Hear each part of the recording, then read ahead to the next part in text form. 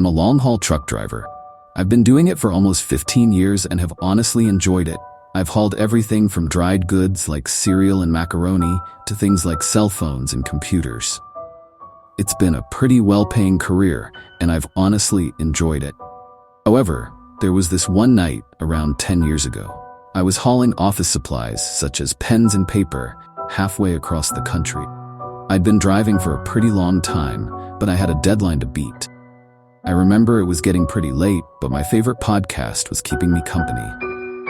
I guess listening to guys argue about sports made me a little less lonesome. The road got that way sometimes. Luckily, I had a beautiful fiancée waiting for me at home. But on that night, she would be the furthest thing from my mind. I remember cruising down a dark and desolate highway. Things like stores and houses were nowhere in sight.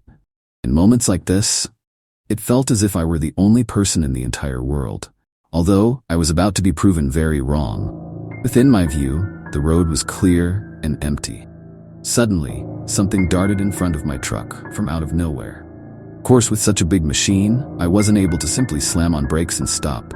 To my shock, I ended up hitting whatever ran out in front of me. It must have been big, as the entire 18-wheeler shook upon collision. I came to a stop as quick as I could, fearing the worst had happened. That a person most likely made the mistake of stepping in front of my rig. As I killed the engine, I took a minute before exiting the vehicle. After all, if I did hit someone, my life was going to be over. Getting married, having a few kids and watching them grow. Those things wouldn't happen with me sitting in a prison cell. But regardless, I had to check on who or whatever this was. Though I had my doubts, they survived a head-on collision with a mighty semi. Within my first few steps, I heard a small squelch sound. Upon looking down, I saw a pool of blood already starting to form. Not to mention the fact that my size 10 boot was already standing in it. That's when it hit me. This had to be a human.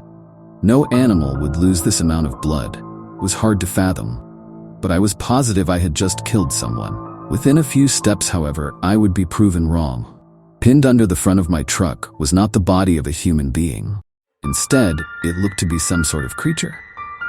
Upon further investigation, I could clearly see that it was dead. As for what it was, I couldn't tell you. The thing was a beast. It had to be around 6 foot tall. Seemingly a canine-like creature with fangs protruding from its mouth. Could have been a large dog, but that didn't seem right.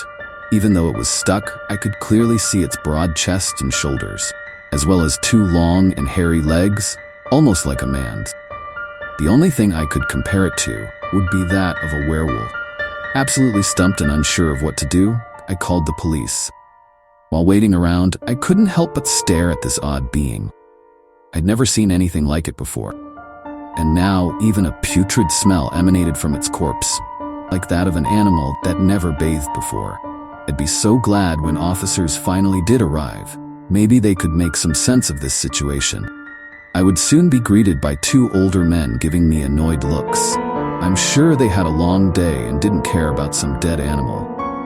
But those thoughts would change as soon as they saw this thing. Both men's eyes grew wide and their skin pale. I heard one ask the other if this could be some guy in a costume. I watched as they tried to pull it out from under my truck. As they did, the smell from earlier became even worse. Though seeing that thing's entire body for the first time left us in awe. It was so big, the arms alone were thicker than some bodybuilders, as well as sharp claws that I was sure could rip us apart with ease.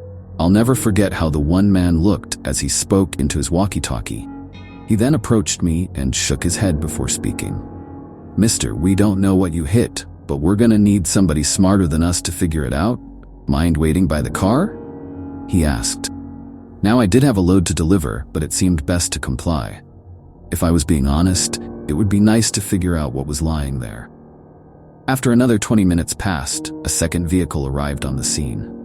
Instead of your usual police cruiser, I saw a mysterious, all-black car. A man would step out wearing a sharp black suit to match.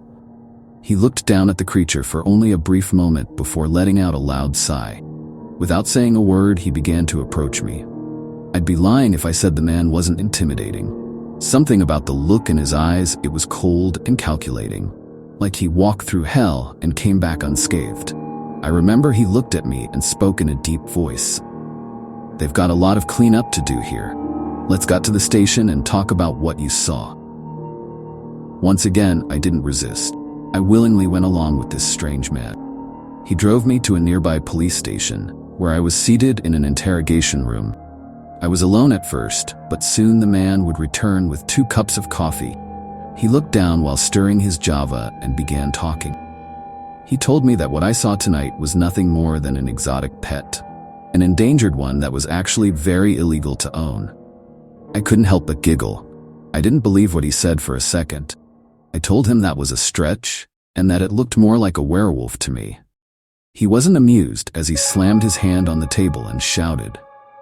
He told me that there was no such thing as a werewolf, that I needed to realize that this wasn't a game. He pushed how this was an illegal pet and wanted me to agree with him. It was to the point that he said I could lose my job if I didn't comply. Without much of a choice, I assured him that what I hit was only a pet. Afterwards, he asked for my shoes and even gave me a pat down. It was all so strange. I didn't understand why he was being such a jerk. In fact, I felt downright threatened by him. After a few minutes, he brought me a pair of cheap jailhouse shoes. He told me mine were ruined by the blood and that he threw them out. I was pretty upset, as those were an expensive pair of work boots, but it was pretty obvious I had no room to negotiate. He didn't let me finish my shipment either, saying my truck was totaled out. I knew this was a lie. The front end was only lightly damaged. I ended up receiving a bus ticket and went back home. I was off the road for 2 weeks without hearing a thing. Finally, my boss would call and put me back to work. Weeks turned into months and then years. My fiancé and I got married and even had a little boy. I continued to drive 18-wheelers, never having another incident like that again. My life was mostly normal. Sometimes weird things would happen.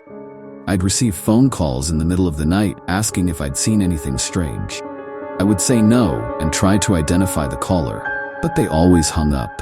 At times I would catch suspicious black vehicles following my rig while I was driving. Perhaps it was all just a coincidence, and I prayed it was. Even so, I didn't believe what I hit that night was just a pet. As for its true identity, I'm sure it would forever remain a secret. If I'm being honest, maybe that was for the best.